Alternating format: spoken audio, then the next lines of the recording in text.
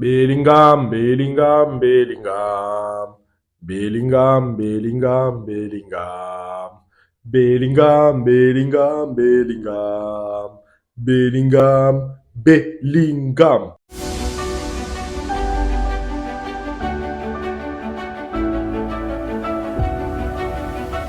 Hola, ¿qué tal?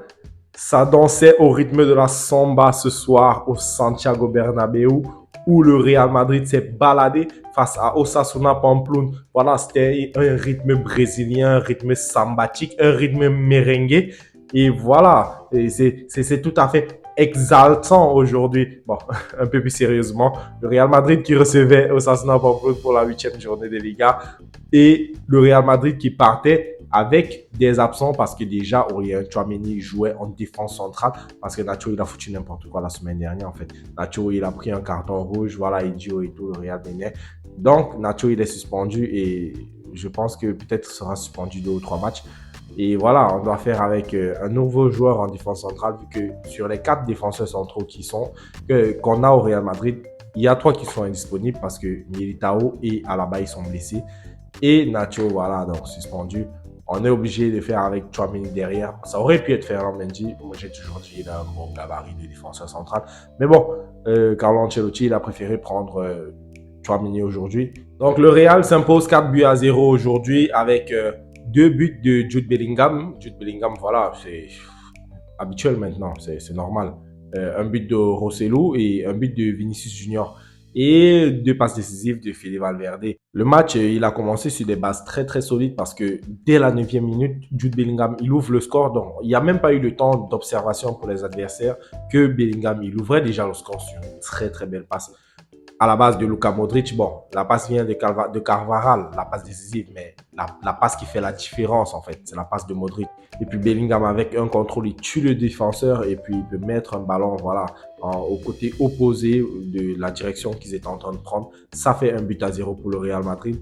Et la première mi-temps, elle va continuer à être très intéressante avec plusieurs occasions de Rosselló, notamment de Vinicius aussi.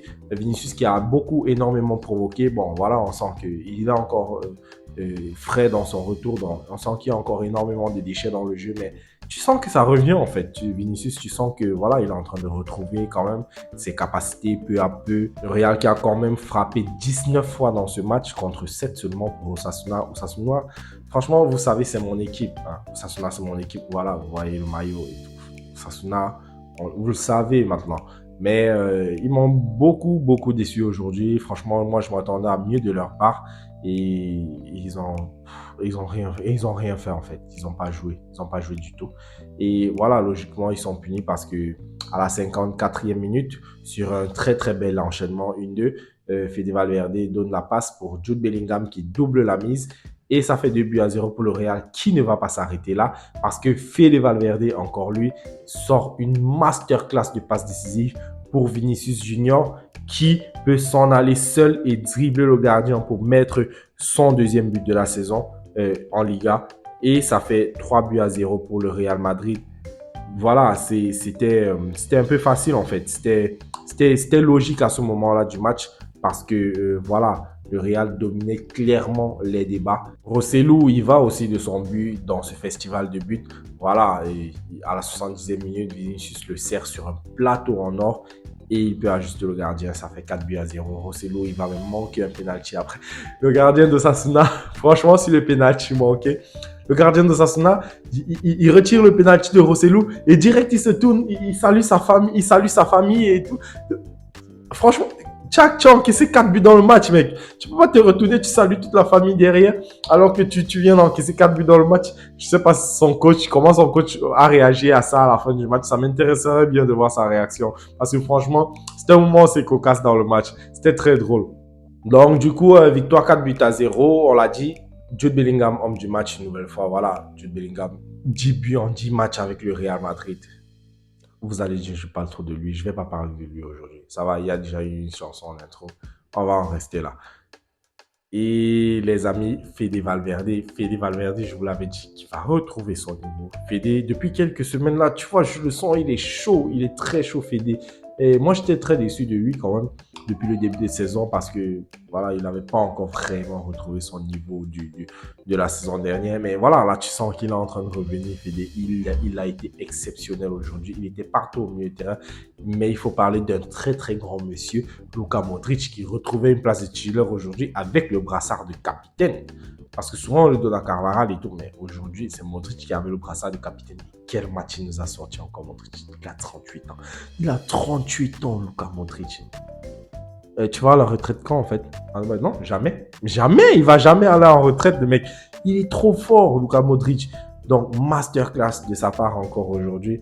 Et voilà, la défense a fait le boulot. Et on n'a pas encaissé de but. C'est assez rare pour le souligner, franchement. Chouamini, quand même, bon match. Voilà, il a fait un bon match derrière. Rudiger, solide comme d'habitude. Ferland Mendy, pareil. Et Dani Carvajal, voilà, il a fait ce qu'on attendait de lui. Monteux de temps en temps et tout. Il a donné une passe décisive aujourd'hui. Eduardo Camavinga, très très bon match à souligner parce qu'il a été ovationné à sa sortie, voilà, lorsqu'il a été remplacé. Et bien sûr, on va parler du dernier, Rodrigo, toujours pas de but aujourd'hui pour lui, voilà. Il n'était pas titulaire, mais il entre à quand même 20 minutes de la fin du match. Il a eu des occasions, je crois 2, 3 occasions comme ça et tout. Mais voilà, toujours pas de chance. Même le penalty, lorsqu'il y a le penalty, parce que c'est Toni Kroos qui frappe le ballon et Rosselló, il part ramasser le ballon. Moi, je pensais que c'est Rodrigo qui allait le tirer, voilà, pour peut-être retrouver de la confiance. Voilà, Rosselló, il tire, il rate. Ça va, c'est pas bien grave. Et voilà les amis, c'est à peu près tout ce qu'on pouvait dire pour aujourd'hui. Le Real Madrid avec cette victoire qui repasse devant Girone qui a gagné encore aujourd'hui contre Las Palmas je crois. Donc Girone ils sont à 23 points, le Real Madrid est à 24 points, le Barça à 20 points. Donc le classement il est très très serré. Girone est très très impressionnant quand même le mec. Oh, c'est franchement impressionnant. Donc voilà, on va attendre le Barça qui joue demain. Et puis, on va voir le classement final à la fin de cette 8e journée. D'ici là, prenez tout soin de vous. Likez la vidéo si elle vous a plu. Abonnez-vous à la chaîne si ce n'est pas encore fait. Et prenez tout soin de vous. Tchuss.